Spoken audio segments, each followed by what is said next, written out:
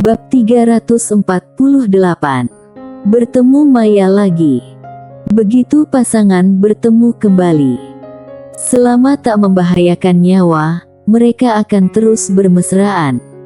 Setelah beberapa hari berlalu, di dalam aula, Sander pergi dari aula utama dan menemui Rizal yang kini telah menjadi salah satu orang yang dibina dengan cermat di alam semesta Guanxuan. Dia mempunyai wilayah bintang latihannya sendiri. Ketika melihat Rizal, Sander sedikit kaget karena dia menemukan bahwa Rizal telah mencapai tingkat Peri Suyue. Di lapangan latihan wilayah bintang, kedua orang itu bertemu dan sama-sama sangat gembira. Rizal berujar seraya tersenyum, "Sander, bagaimana kalau kita berlatih bersama?" Sander tertawa terbahak-bahak sebelum menjawab, "Boleh." Dia ingin berduel dengan Rizal untuk mengetahui kemampuan aslinya. Rizal berucap dengan serius, "Kak Sander, kita akan menentukan pemenang dalam satu serangan saja." Sander tampak mengangguk. "Oke." Rizal tiba-tiba mundur cukup jauh. Telapak tangannya terbuka. Dalam sekejap, 9 hukum muncul di belakangnya, diikuti dengan pintu sinar kuno. Pintu hukum. Tak lama setelah pintu hukum muncul, lapangan latihan wilayah bintang mulai gemetar. Tekanan yang menakutkan mulai menyebar dari langit bintang. Itu sungguh menakutkan. Melihat hal ini, Sander tampak kaget. Kekuatan Rizal telah meningkat drastis. Di momen ini, Rizal melihat Sander di kejauhan dan tertawa sebelum berucap, "Kak Sander, hati-hati." Usai berkata demikian, dia berjinjit dan berubah menjadi sebuah sinar berkecepatan tinggi yang menuju Sander. Kekuatan 9 hukum berkumpul dalam dirinya. Kekuatan yang luar biasa itu langsung menghancurkan lapangan latihan wilayah bintang. Melihat hal ini, Sander lagi-lagi terkejut. Kekuatan 9 hukum ini jauh lebih dahsyat dari yang dia bayangkan. Dia tak berani meremehkannya dan maju untuk menantang. Jurus menebas langit menghunus pedang ke-50. Bam! Ledakan menggema melalui langit bintang, diikuti dengan bayangan yang mundur terus-menerus. Itu adalah Rizal. Pada momen yang sama, lapangan latihan wilayah bintang hancur berantakan. Di kejauhan, Rizal mundur sangat jauh sebelum berhenti. Di sekelilingnya, ada 9 hukum. Rizal menyeka darah dari sudut mulutnya dan melihat ke arah Sander. Dia tersenyum pahit sambil mengaku, "Aku tidak bisa mengalahkanmu." Dia bisa merasakan bahwa Sander tidak sepenuhnya memperlihatkan kekuatannya. Sander berjalan ke arah Rizal dan tersenyum, lalu membuka tangannya. Sebuah cincin penyimpanan muncul di depan Rizal. Rizal yang kebingungan pun bertanya, "Kak Sander, ini apa?" Sander menjawab, "Ini adalah warisan kuno yang aku dapatkan di dunia bintang kacau. Ini cocok untukmu." Rizal hendak menolak, tetapi Sander langsung memberikan cincin penyimpanan itu ke tangannya. "Coba lihat dulu." Ketika Rizal melihat miliaran esensi jiwa di dalam cincin penyimpanan itu, matanya langsung berbinar-binar. Dia segera menyimpan cincin itu, lalu berucap, "Terima kasih, Kak Sander." Dia awalnya ingin bersikap rendah hati, tetapi esensi jiwanya terlalu banyak. Sander pun berkata sambil tersenyum, "Katakan kalau butuh sesuatu." Rizal tersenyum. "Tidak ada. Akademi memberikan yang terbaik untukku di sini." Sander mengangguk. "Itu bagus." Setelah ragu sejenak, Rizal berkata, "Kak Sander, sebenarnya ada sesuatu." Sander bertanya, "Kenapa?"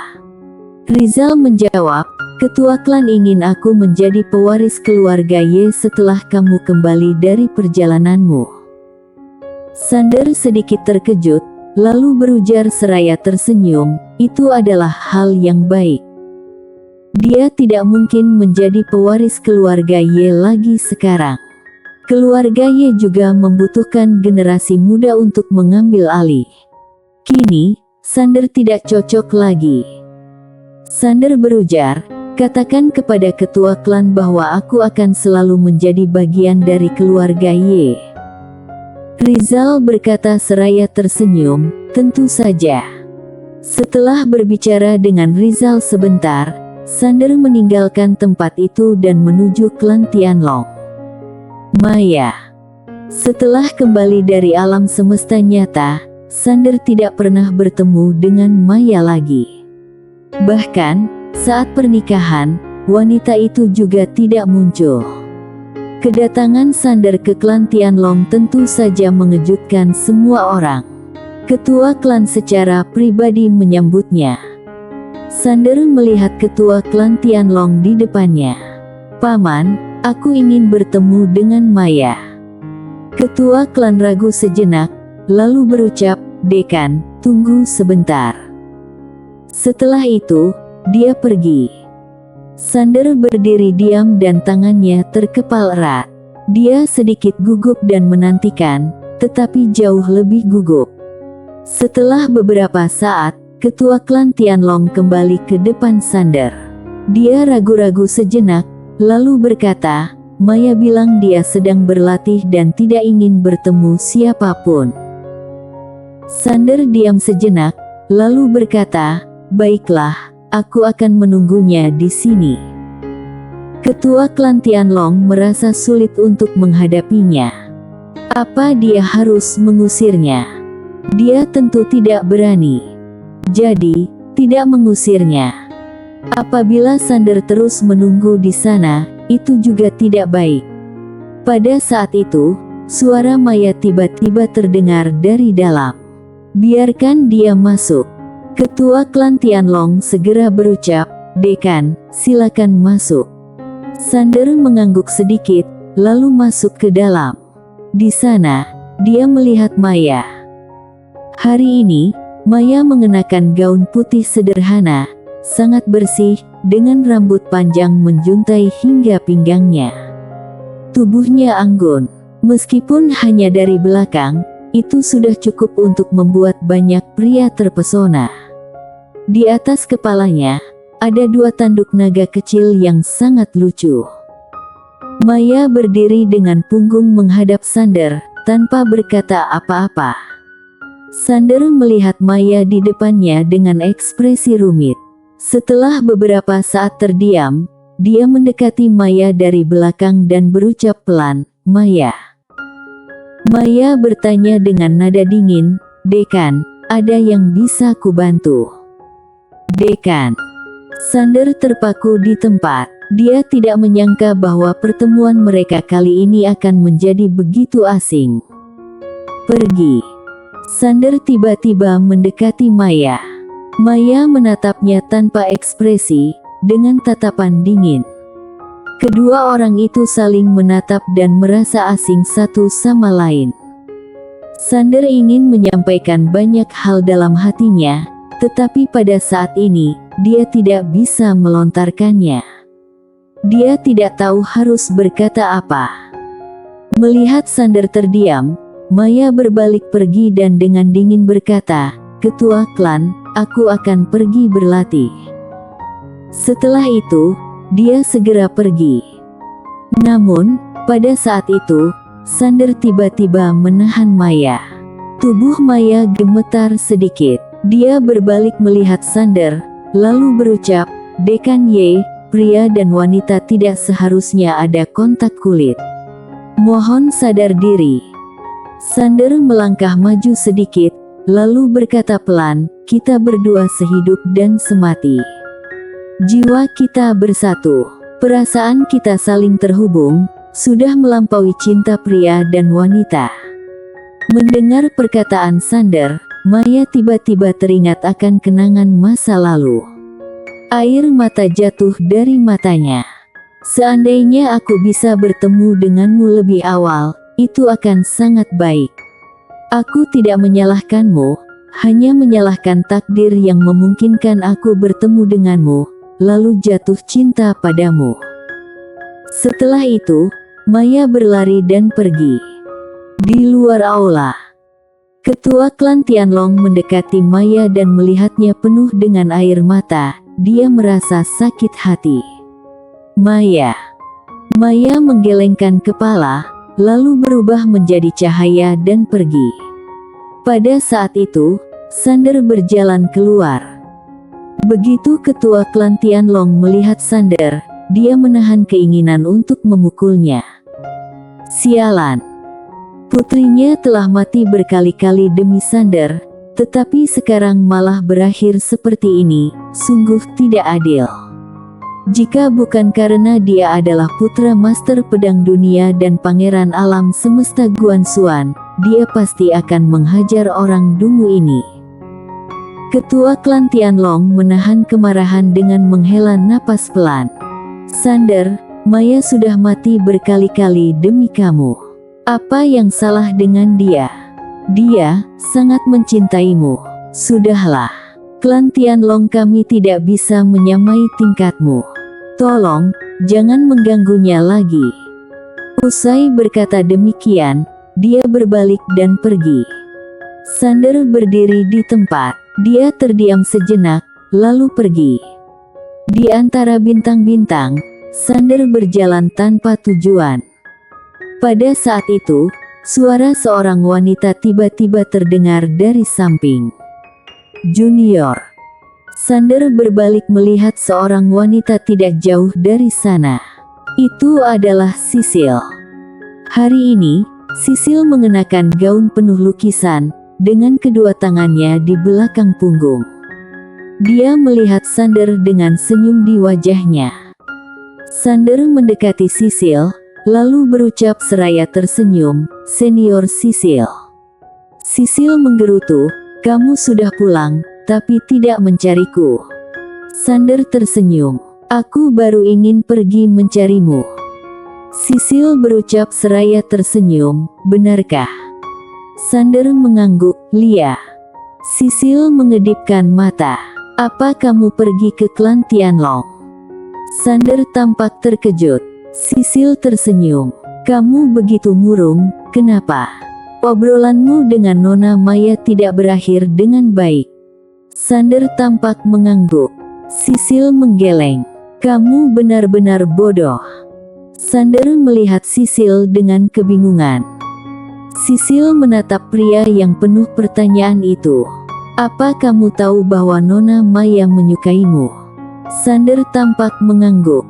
Sisil melanjutkan, "Tapi, kamu sudah menikahi Nona Grace sekarang." Sander terdiam. Sisil melihat Sander. "Sekarang, kalau kamu pergi menemukannya, bagaimana dia akan menghadapi kamu? Apa kamu ingin dia mengatakan, 'Sander, tidak apa-apa, aku bersedia menjadi istri kedua kamu'?" Sander tidak berkata apa-apa. Sisil berucap sambil tersenyum, "Dengan kepribadianmu, pasti kamu tidak akan bisa mengatakan hal seperti itu. Ketika dia melihatmu diam, dia pasti makin kesal dan tidak akan bersikap ramah padamu." Sander ragu-ragu sejenak, lalu bertanya, "Jadi menurutmu, apa yang harus aku lakukan?" Sisil berucap seraya tersenyum, "Kamu harus memberitahuku apa yang sebenarnya kamu pikirkan." Sander agak bingung. "Pikiran yang sebenarnya?" Sisil berujar dengan serius, "Ya, apa kamu menyukai Nona Maya?" Sander terdiam. Sisil tiba-tiba mengacungkan jari ke arah Sander. Dia dengan tegas berkata, "Jangan menghindari tatapan mata. Jawab dengan jujur."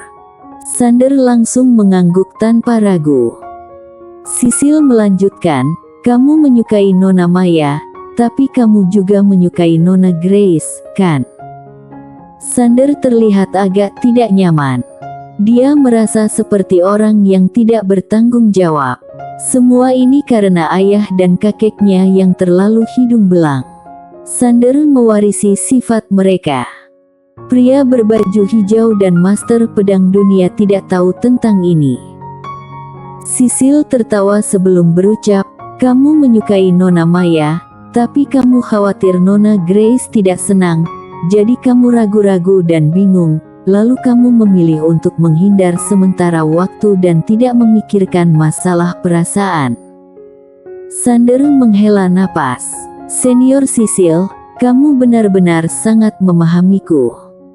Sisil pun bertanya lagi, "Selain Nona Maya, ada lagi yang kamu sukai?" Sander ragu sejenak, lalu berkata, "Ini." Sisil tiba-tiba bertanya, "Apakah itu Nona Aurora?" Sander tampak mengangguk. Sisil bertanya, "Ada lagi?" Sander berpikir sejenak, lalu berkata, "Ada dua lagi." Sisil langsung bertanya, "Siapa?" Sander cepat-cepat menggelengkan kepala. "Tidak, aku tidak akan mengatakan itu." Sisil tiba-tiba bertanya, "Apa kamu pernah berpikir untuk hidup bersama semua wanita yang kamu sukai dalam harmoni?" Sander tertawa kecut. "Ini." Sisil berucap sambil tersenyum, "Pria normal pasti memiliki pemikiran seperti itu, tapi..." Kemudian, dia tiba-tiba berjinjit. Dia mencubit wajah Sander dengan tangan kanannya, lalu berucap, "Junior, kamu benar-benar pria terburuk di alam semesta Guanxuan."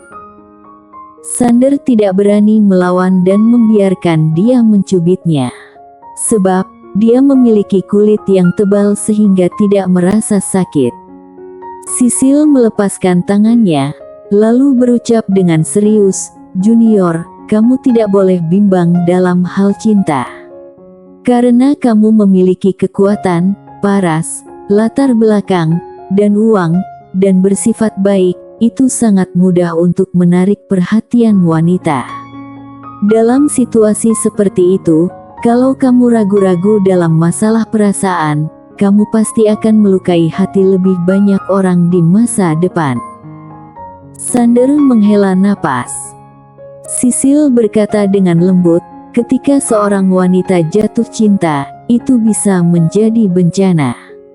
Kamu mungkin baik-baik saja, tapi mereka mungkin akan menjadi kesepian seumur hidup." Dia melihat Sander, lalu melanjutkan dengan nada lembut, "Apa kamu mengerti?" Sander mengangguk. "Aku akan menjaga jarak dengan wanita ke depannya." Sisil tampak tertawa. "Apa kamu pikir semua wanita akan menyukaimu? Kamu terlalu naif." Sander tersenyum, lalu berucap, "Senior, mengobrol denganmu membuatku merasa jauh lebih baik." Sisil berujar seraya tersenyum, "Kalau begitu, kamu harus sering datang menemuiku." Sander mengangguk. "Baiklah." Dia kemudian teringat sesuatu, lalu bertanya, "Kamu belum memberitahu aku bagaimana cara mengatasi masalah ini." Sisil hanya tersenyum. "Kalau kamu suka mereka, nikahilah mereka semua." Sander terdiam. Sisil menambahkan, "Kalau kamu tidak mau, mereka hanya dua pilihan. Pertama, menjalani hidup sendirian. Apa punya kamu ingin melihat mereka seperti itu?" Sander menggelengkan kepala. Sisil melanjutkan, "Kedua, mereka akan membutuhkan waktu yang sangat lama untuk melupakanmu, lalu menikahi pria lain. Kamu mau melihatnya seperti itu?" Sander lagi-lagi menggelengkan kepala.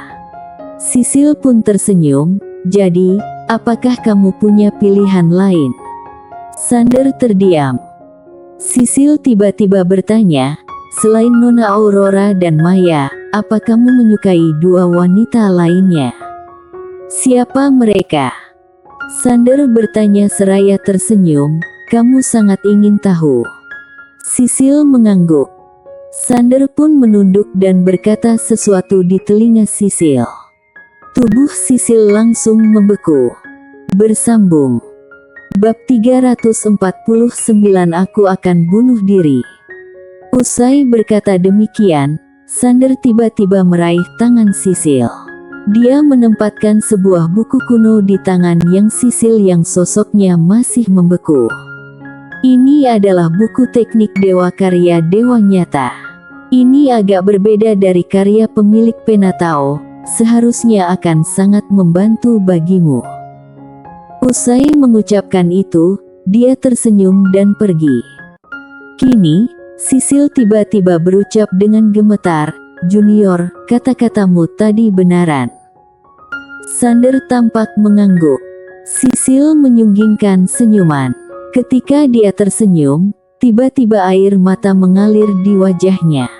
Hanya saja, di dalam hatinya, dia merasa sangat gembira. Sander datang ke Aula Baka, tetapi tidak mendapati Aurora di sana. Begitu bertanya kepada seseorang, dia mengetahui bahwa pada hari pernikahannya dengan Grace, Aurora telah pergi ke Bima Sakti. Bima Sakti. Di depan pintu Aula Baka, Sander berdiri untuk waktu yang lama, kemudian beranjak pergi. Begitu kembali ke Aula Dewa Nyata, dia segera memberikan teknik boneka dewa kuno kepada Grace. Agar bisa menyempurnakan boneka dewa kuno ini, hanya Paviliun Xianbao yang memiliki kekuatan ekonomi untuk melakukannya. Begitu mendapatkan teknik boneka dewa kuno, Grace segera memberikan instruksi kepada bawahannya untuk mulai mencari bahan-bahannya. Dia ingin menyempurnakan bonek Kaisar Agung. Di sisi lain, Sander menemui Arya dan Putih. Kali ini, dia datang mencarinya karena berharap orang itu bisa membantunya untuk meningkatkan kekuatan fisik. Apabila kekuatan fisiknya bisa ditingkatkan, kekuatan serangannya, yaitu jurus menebas langit menghunus pedang, juga bisa ikut meningkat. Meski sebelumnya dia sudah bertarung melawan Kaisar Nuan, Sander tahu bahwa itu karena lawannya menurunkan tingkat kemampuannya sendiri. Apabila lawannya tidak melakukan hal itu, dengan kekuatannya sekarang, Sander masih jauh dari bisa menjadi lawan seorang Kaisar Agung Nasib. Perbedaannya masih sangat besar. Di langit bintang, Arya menjilati permen manisan di tangannya. Di atas bahunya adalah Putih. Arya melihat Sander dan bertanya seraya tersenyum, mau meningkatkan kekuatan fisik. Sander tampak mengangguk. Arya bertanya lagi, apa ada manfaatnya untukku? Sander sudah menyiapkan sesuatu. Dia segera mengeluarkan sebuah cincin penyimpanan dan memberikannya kepada Arya. Di dalam cincin penyimpanan itu, semua isinya adalah permen manisan. Arya tersenyum lebar. Dia mengusap tubuh Sander, lalu berkata, sangat kekar, tapi masih kurang. Sander merasa agak bingung. Kurang apa? Arya menjawab, kurang kuat. Saat ini, kamu belum bisa menahan darahku. Sander ragu sejenak, lalu bertanya, apa iya? Arya berjinjit dan memukul bahu Sander. Pengecut, kamu masih terlalu muda. Wajah Sander langsung menjadi suram. Dia ragu sejenak, lalu berkata, kamu bisa memanggilku Sander Ye, atau Sander. Sander. Arya mengangguk sedikit. Baiklah, pengecut. Sander kehabisan kata-kata. Arya menjilati permen manisannya, lalu berkata, kekuatan fisikmu masih kurang. Kalau menelan darahku, kamu tidak akan bisa menahannya. Sander berujar dengan serius, kekuatan fisikku saat ini sudah cukup kuat. Arya bertanya dengan tenang, mau coba beradu? Sander mengangguk, oke. Arya langsung memukul dada Sander dengan tinjunya. Bam! Dalam sekejap, Sander terhempas sangat jauh. Begitu berhenti, Tubuhnya langsung terbelah dan darah langsung muncrat. Sander benar-benar bingung. Arya melihat Sander. Aku belum menggunakan kekuatan penuhku. Sander tersenyum getir. Kekuatan Arya benar-benar menakutkan. Apabila menggunakan kekuatan penuhnya, mungkin dia akan hancur oleh satu pukulan. Arya berkata lagi, ayo, aku akan membawamu ke suatu tempat. Usai berkata demikian, dia segera pergi. Sander segera mengikutinya. Tidak lama kemudian, Arya membawa Sander ke ruang hampa di tengah bintang. Dia berbalik dan melihat Sander. Mau meningkatkan kekuatan fisik. Sander mengangguk. Ya. Arya tersenyum lebar. Ada satu cara, kamu mau mencobanya? Sander bertanya, apa caranya? Arya berucap dengan serius, dihajar. Dihajar. Sander terdiam. Arya tertawa sebelum berucap, dihajar adalah cara terbaik untuk meningkatkan kekuatan. Kalau kamu bertarung denganku, tidak hanya akan meningkatkan kekuatan fisikmu, tapi juga ilmu pedangmu. Sander ragu-ragu sejenak, lalu bertanya, benarkah? Arya berucap dengan serius, benar. Kalau tidak percaya, tanyakan kepada Putih. Sander melihat Putih, lalu Putih mengedipkan mata. Pada saat itu, Arya tiba-tiba memberinya sebuah permen manisan. Putih buru-buru mengangguk. Sander terdiam sejenak, lalu berucap, sini. Dia memilih untuk percaya pada Arya. Bagaimanapun, dia adalah leluhur monster, jadi seharusnya tidak mengelabuinya. Setelah melihat Sander setuju, senyum di sudut bibir Arya melebar. Dia menampilkan senyum iblis. Ketika melihat senyum Arya, Sander tiba-tiba merasa cemas. Dia hendak berkata sesuatu, tetapi pada saat itu, Arya sudah berlari ke arahnya. Bam! Dalam sekejap, Sander terlempar ke udara. Di alam semesta nyata. Di depan dewa nyata, Menteri Kiri dan Rosa berjalan berdampingan. Menteri Kiri berucap, era peradaban abadi akan segera bertindak. Rosa tampak mengangguk. Aku tahu. Menteri Kiri menatap Rosa. Mereka akan saling membunuh segera. Pada saat itu, alam semesta nyata akan mendapat manfaat. Rosa menggelengkan kepala. Era peradaban abadi bisa dihancurkan, tapi alam semesta Guanxuan tidak bisa. Menteri Kiri bingung sehingga bertanya, kenapa?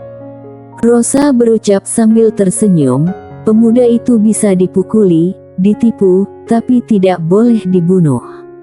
Meskipun ayahnya, bibinya, dan kakeknya ingin dia tumbuh dan berkembang, mereka tidak akan membiarkannya mati.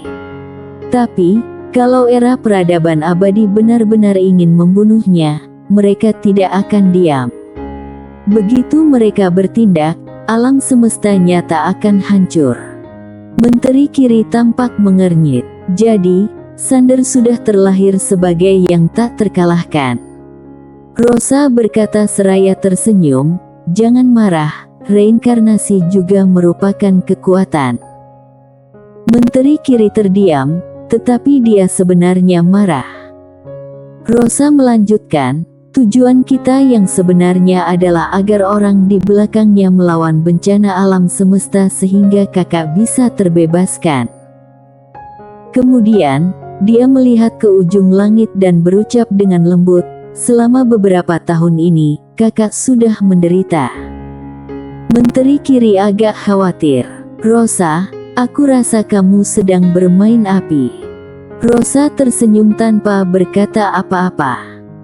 Menteri Kiri berucap dengan serius, orang-orang di belakangnya sangat kuat.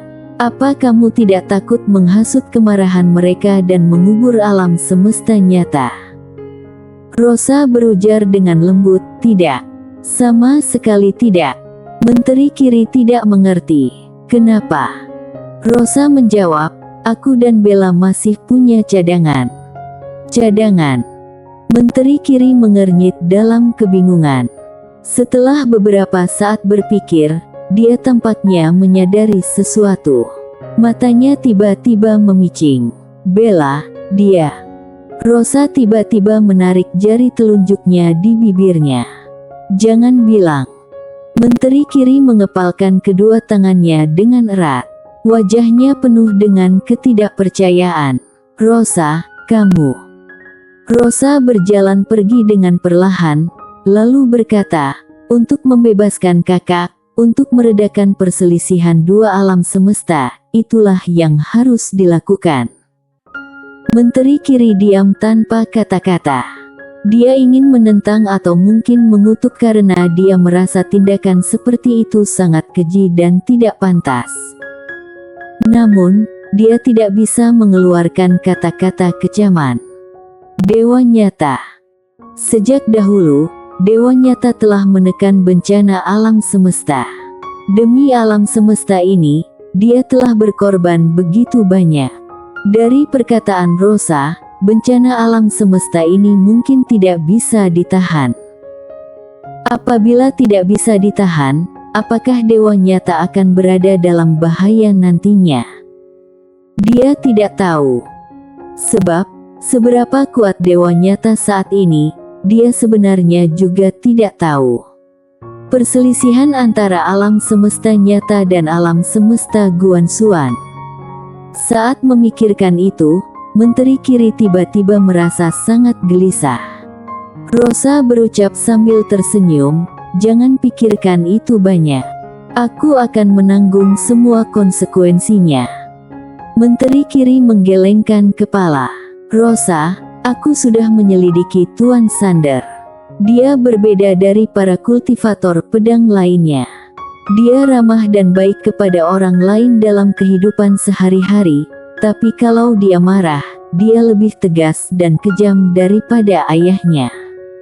Dengan caramu, aku khawatir kamu akan membuatnya marah.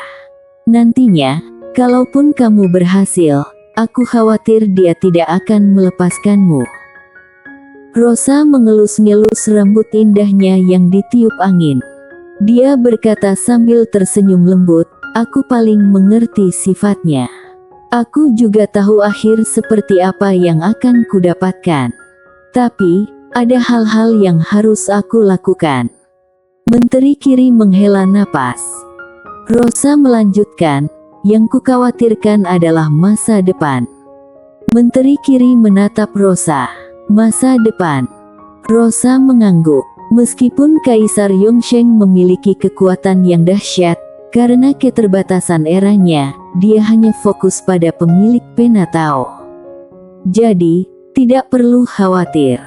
Yang kukhawatirkan sebenarnya adalah pemilik pena Tao itu sendiri. Usai berkata demikian, dia memicingkan kedua matanya. Kali ini, semua ahli dari era peradaban abadi tidak dibunuh, hanya ditindas. Pasti ini disengaja oleh orang itu. Dia pasti merencanakan sesuatu. Pemilik pena Tao.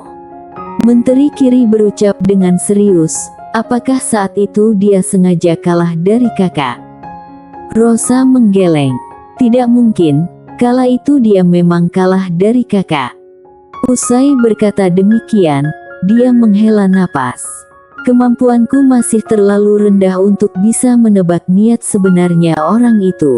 Meski bisa menebak, aku tidak berani bertaruh dengannya. Menteri Kiri bertanya, menurutmu, apa yang dia rencanakan? Rosa mengangguk. Menteri Kiri berucap, apa aku harus mengutus orang untuk menyelidikinya? Rosa segera menggeleng. Jangan. Apapun yang direncanakan olehnya, itu bukan urusan kita. Saat ini, fokuslah pada urusan kita. Menteri Kiri mengangguk, lalu berucap, saat ini, era peradaban abadi akan berperang dengan alam semesta Guanxuan. Kita hanya perlu. Rosa langsung berkata, tidak perlu melakukan apapun. Kita hanya perlu menonton dari kejauhan. Tentu saja, jika diperlukan, kita bisa mendorong Kaisar Yongsheng untuk lebih gigih dalam menyerang alam semesta Guanxuan. Menteri Kiri berkata, jangan memusnahkan alam semesta Guanxuan. Rosa mengangguk dan dengan serius berkata, tidak boleh memusnahkan. Kali ini, alam semesta nyata akan diam, tidak boleh bertindak, kecuali jika alam semesta Guanxuan tidak bisa melawan. Apabila itu terjadi, itu hanya ada satu alasan, yaitu pemuda itu sudah tidak lagi ada. Dia menggelengkan kepala dengan sedih. Bocah itu mungkin baik dalam banyak hal, tapi dia terlalu sombong.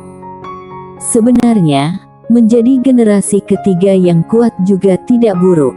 Banyak orang ingin menjadi seperti dia, tapi mereka belum mendapat kesempatan. Menteri Kiri mengangguk sedikit, lalu berkata, Selin. Rosa berpikir sejenak, lalu berkata, aku akan pergi menemui dia. Usai berkata demikian, dia tiba-tiba berubah menjadi cahaya dan menghilang di kejauhan. Desa Cadas.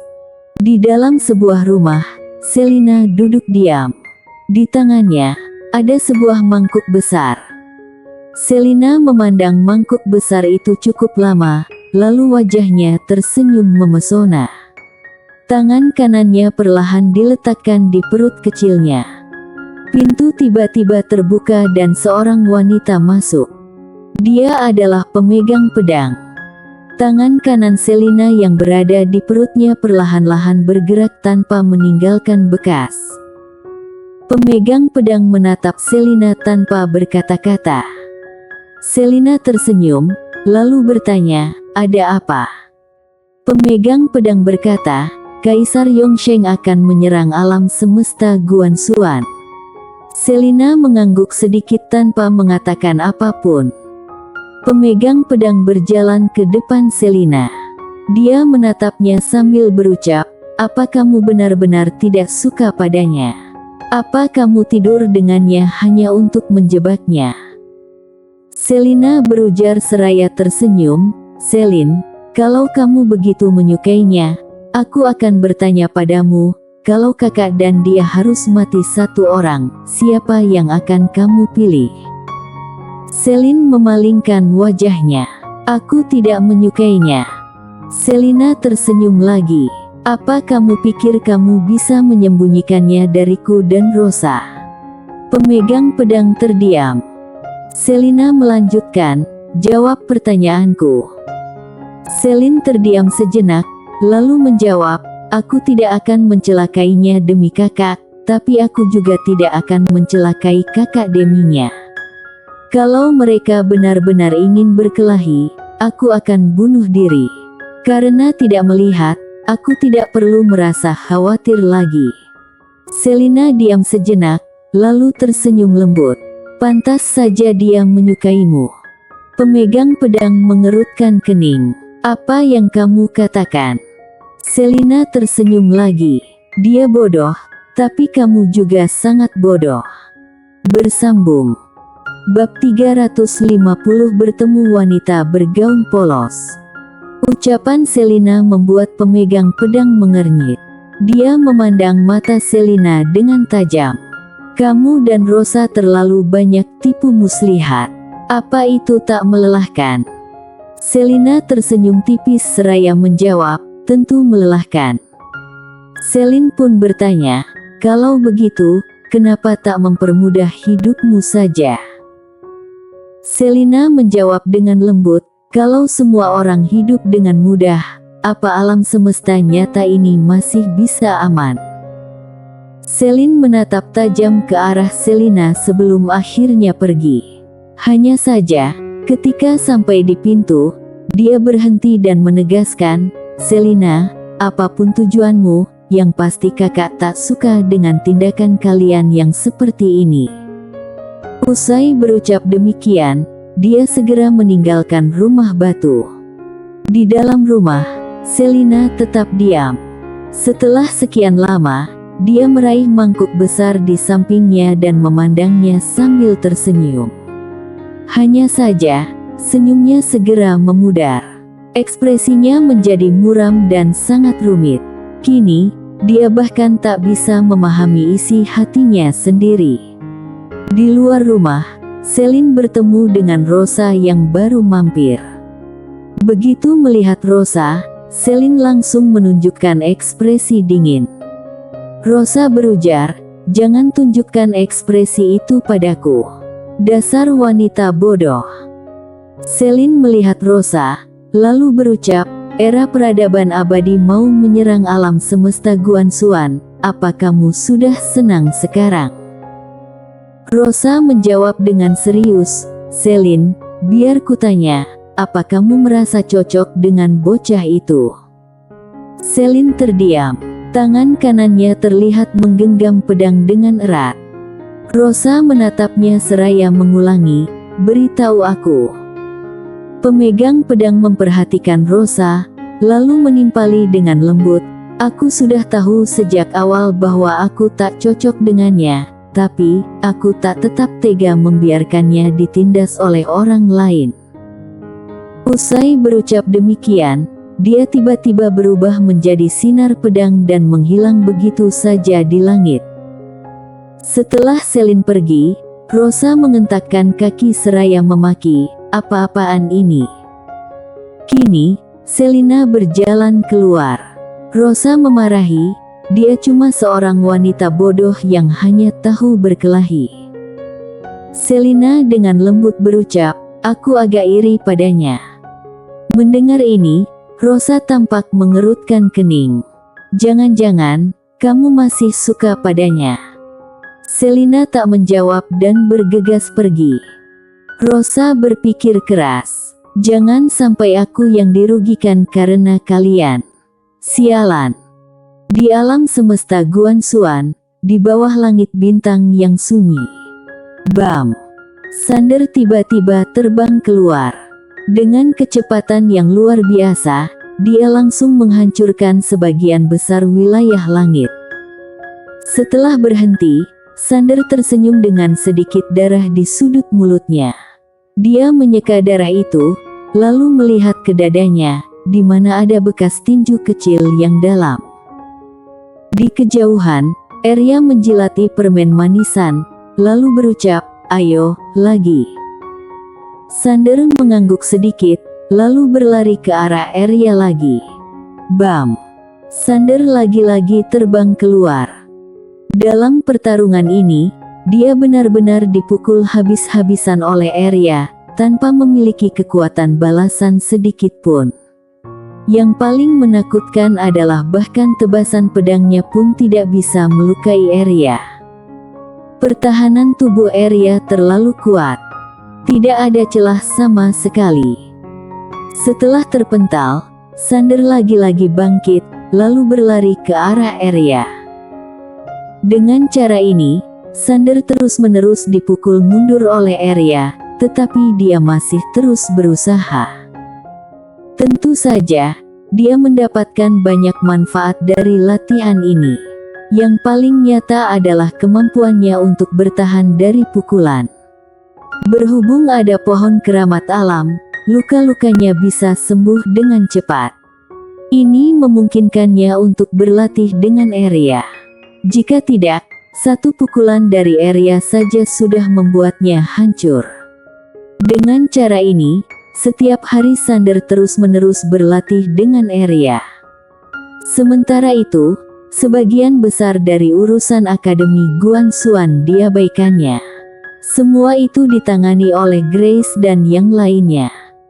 Kini, alam semesta Guanxuan juga mulai bersiap-siap untuk pertempuran. Sebab, era peradaban abadi akan segera menyerang. Di dalam kuil dewa nyata, Grace dan Eka duduk berhadapan.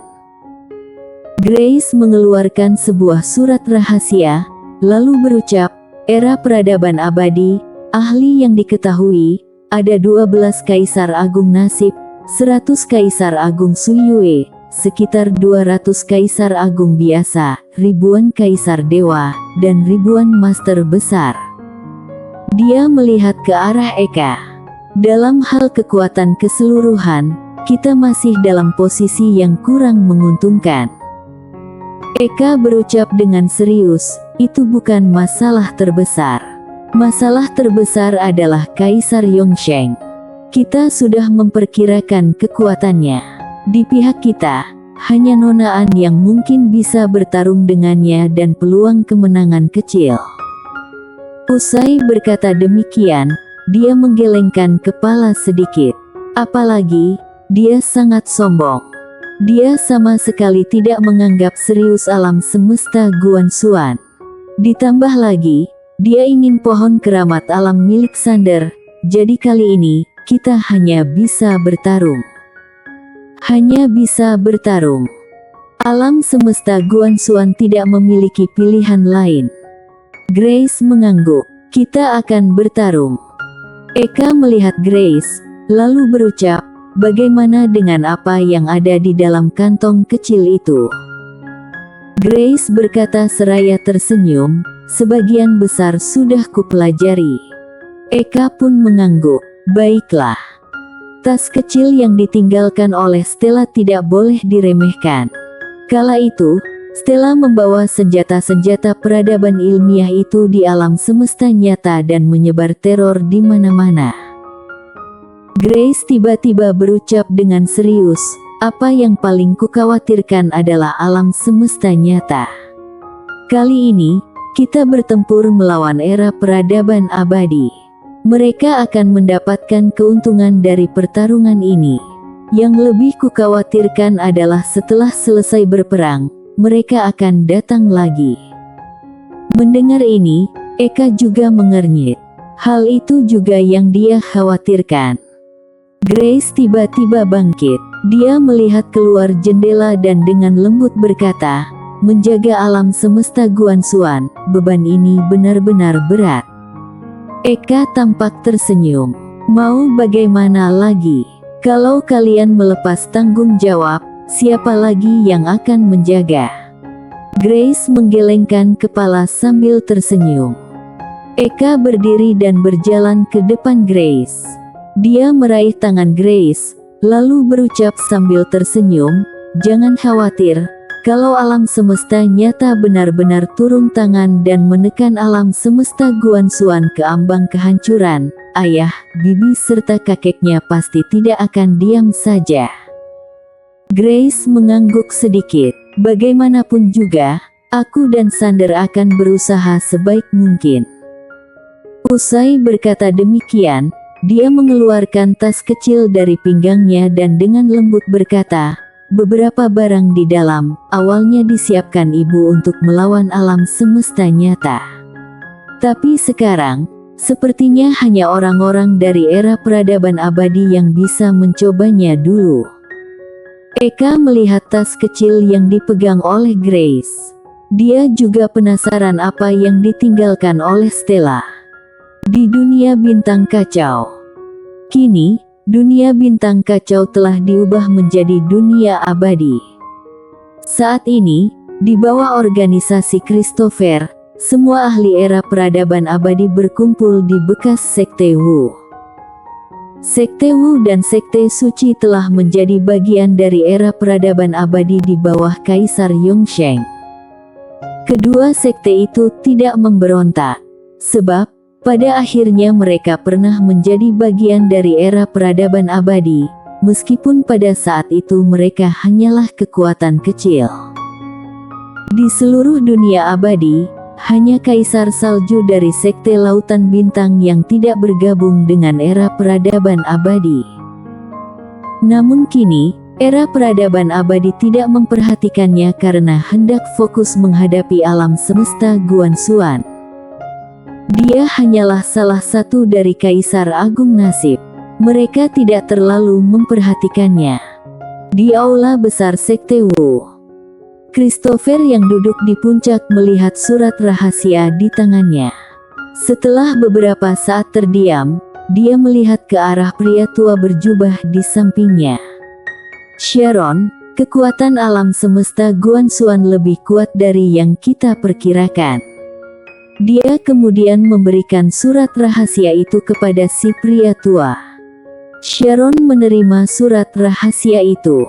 Dia melihat sebentar, lalu berkata, yang paling kuat adalah Teza dan beberapa orang lain. Asalkan kita dapat menahan mereka, orang-orang di bawah kita dapat membantai mereka. Christopher mengangguk. Kekuatan puncak alam semesta Guanxuan memang luar biasa, tapi tingkat menengah dan bawah mereka sangat lemah. Itu sama sekali tidak bisa dibandingkan dengan era peradaban abadi. Sharon melanjutkan, ingatlah apa yang kukatakan tentang dua kultivator pedang sebelumnya. Kekuatan mereka jauh melampaui Kaisar Agung Nasib. Jangan pernah meremehkan mereka. Christopher tampak mengangguk. Itu pasti. Sharon meletakkan surat rahasia itu, lalu berujar, secara keseluruhan, kekuatan kita jauh melampaui mereka. Saat itu, salah satu ahli sekte suci di bawah berkata tiba-tiba, tapi, aku merasa ada satu orang yang tidak boleh diremehkan.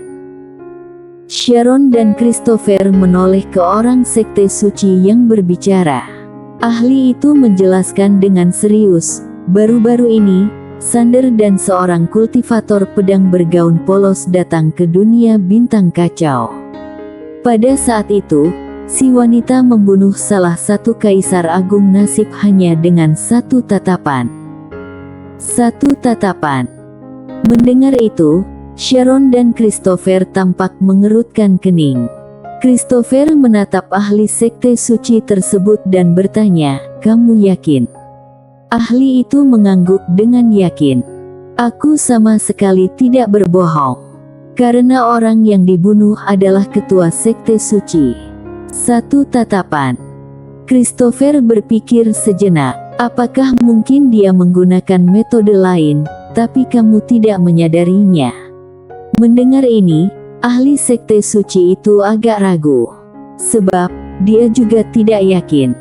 Membunuh seorang Kaisar Nasib hanya dengan satu tatapan, bahkan untuk era peradaban abadi pun terdengar sangat tidak masuk akal. Hanya saja, wanita itu benar-benar menakutkan. Melihat keraguan ahli sekte suci itu, Christopher makin yakin dengan pikirannya sendiri. Orang di depannya, meskipun adalah seorang Kaisar Agung, kekuatannya jauh di bawah Kaisar Agung Nasib. Bukan hanya kekuatannya, tapi pengetahuannya juga pasti rendah. Sebab saat ini, eranya sudah jauh lebih tertinggal dibanding era peradaban abadi. Di sisi lain, Sharon tiba-tiba berkata, tidak peduli dengan metode apa yang dia gunakan, wanita bergaun polos itu tidak boleh diremehkan. Christopher tampak mengangguk. Tentu saja, kalau dia bisa membunuh seorang Kaisar Agung Nasib hanya dengan satu tatapan, kekuatannya pasti tak terbantahkan. Hanya saja, kita tidak tahu seberapa kuat dia. Sharon tersenyum sambil berucap, itu mudah, biarkan salah satu Kaisar Agung Nasib pergi menemui dia. Kita akan tahu kekuatannya. Kemudian, dia melihat ahli dari sekte suci dan bertanya, apa kamu tahu di mana dia sekarang? Ahli sekte suci itu menjawab dengan suara berat, ketika pergi, dia mengatakan bahwa dia akan melakukan perjalanan ke seluruh alam semesta. Titik pertama adalah Bima Sakti. Sharon berucap, kalau begitu, kirim seseorang ke Bima Sakti untuk bertemu dengannya. Usai mengatakan itu, dia melihat ke arah semua Kaisar Agung Nasib di aula. Siapa yang mau pergi? Sementara itu, Kaisar Zhang tiba-tiba bangkit. Dia berkata sambil tersenyum, aku akan pergi bertemu dengannya. Aku ingin tahu apakah dia benar-benar bisa membunuh seorang Kaisar Agung Nasib hanya dengan satu tatapan. Sharon dengan tegas berkata, jangan meremehkannya. Kaisar Zhang tertawa sebelum berujar, pasti. Percayalah, meskipun aku tidak bisa mengalahkannya, kalau aku ingin melarikan diri, Sekalipun ada 10 dari dia, mereka tidak akan bisa menghalangiku. Sharon mengangguk sedikit. Di antara Kaisar Agung Nasib, kekuatan Kaisar Zhang sudah termasuk yang terbaik.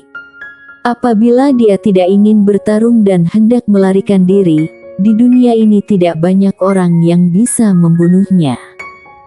Kaisar Zhang berucap, "Aku pamit." Usai berkata demikian, dia langsung berubah menjadi cahaya dan menghilang di tempatnya. Bersambung.